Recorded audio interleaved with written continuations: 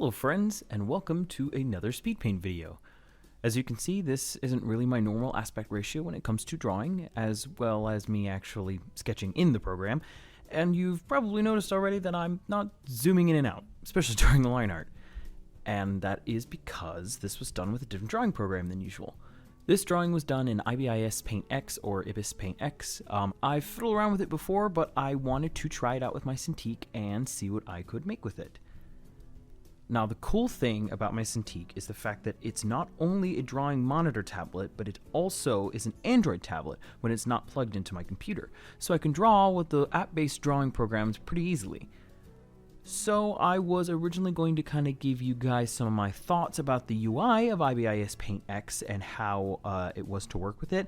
However, I went back to draw with it recently and noticed there was a big update when it comes to their brushes and some of their capabilities, so I kind of had to revamp my thoughts / review a bit so that it made more sense and it would be more accurate for those who want to go ahead and use the program for the first time now. So I think that the easiest way would be sort of have like pros and cons list and talk about each of the points. I'm not going to go into super boring detail with these, I think personally, because I don't want to bore you. But these are some of the things that people might agree with and might disagree with. So, as in most critiques, it's good to start with the thing that I like about Ibis Paint. So, first and foremost, the fact that it is a fairly sophisticated drawing program that you can use on a phone or a regular Samsung / iPad tablet is incredible. Like I've said before, you don't need the fanciest equipment or programs to be able to draw something, and I really like this program if you want to just sit in bed and draw digitally and not have to worry about plugging it into a computer. I mean, I've even used it with my computer, and you can use your finger to draw if you don't have a stylus. That being said, I do feel like Ibis Paint doesn't have a huge pressure difference when it comes to their brushes. This may just be coming from me where I press a little hard in drawing, or me not finding the adjustment to make the pressure higher on the brush I'm using, but I find that the brushes are very, very dark. Even brushes that are meant for sketching.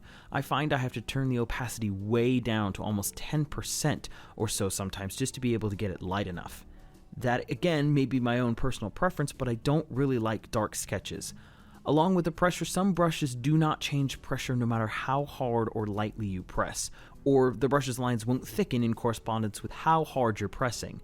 If you've worked a lot in traditional art or with Photoshop or Clip Studio Paint or even hell, Paint Tool SI, you'll really get the feel that the pen is responding to your pressure. I did find a pen that worked for me in this art though, it's just not quite the best compared to what I'm used to. Back to positives. See what I'm doing here. A good back and forth so you don't get bogged down by the negatives. I love the fact that Ibis Paint has built-in recording abilities. You don't even have to do anything to set it up. It just does it on its own, which is awesome. It also records the entire canvas at a place where you can see the entire work and doesn't record how often you zoom in or rotate your canvas. It keeps it fixed, which is really nice for watching later on. I know other programs in the iPad or something like that. I believe Procreate does something like that.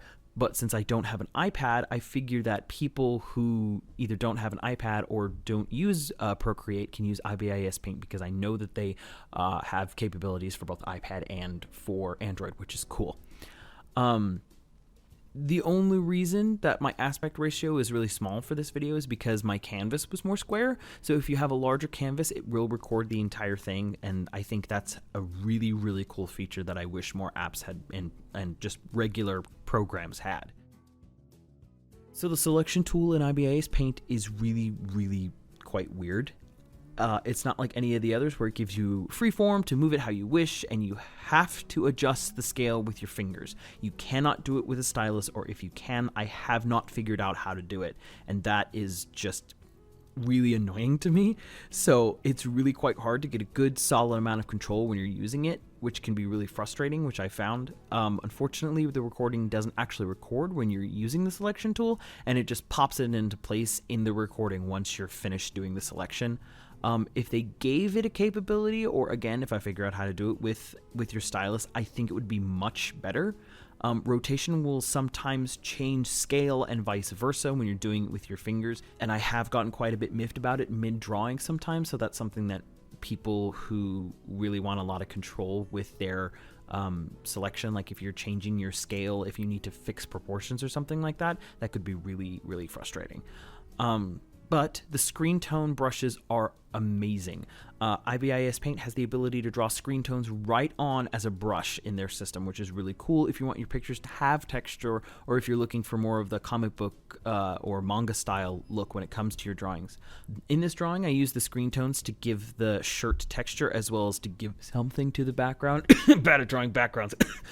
The fact that you can place them wherever you want is really cool. I have a better example here, where you can see where the screen tones were placed. They have different kinds as well, which is super rad, like different shapes. Now, the brushes that I don't really like are the blending brushes.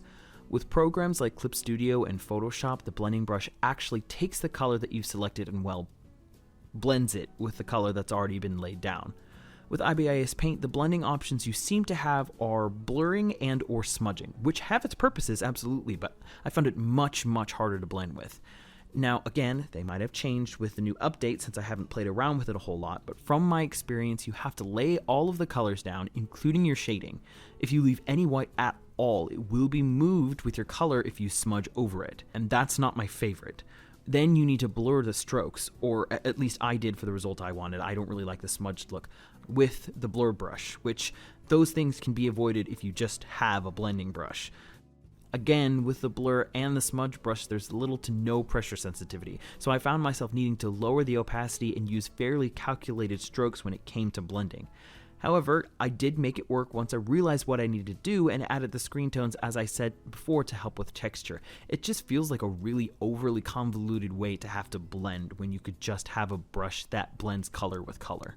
Overall, I do think the UI is fairly good for Ibis Paint. They add some cool novelty brushes like rainbow and neon and different effect brushes, which is really neat. I think it's fairly simple for anyone to just pick up and draw with it. They do limit you on brushes you can use, but if you watch like one ad, you can have free use over all the brushes for like 18 hours, or I think for a one-time payment of $7 or so, you can have all of them. So I think that's not terrible, all things considering, but you can use this program perfectly fine without having to pay for anything at all. I do want to really try to work with it more and see what I can really bring out when I use all of those features that they've added. Oh, and this is an OC of mine, Tyler. He's a superhero who can run really fast. There's more to him in his story, but I don't have enough time, and you probably don't have enough patience to listen to me ramble on about him.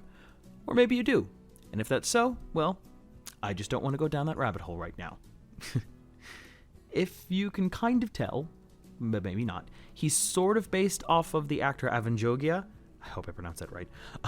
I like to try to do that sometimes and base certain characters and their faces off of real features. It's fun for me to try to translate realistic features into my own drawing style. I think that's fun.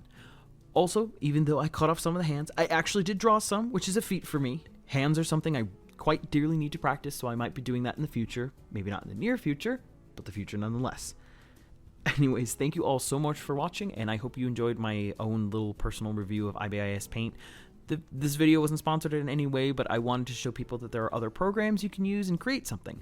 I hope that this helps someone and that they might give it a try. I know it's not super in-depth with a, like a slow step-by-step instruction, but I think sometimes it's better for people to try to figure it out for themselves. And I hope you agree. Until next time, everyone, and remember, do no harm, take no shit. Have a nice day, friends. Bye-bye.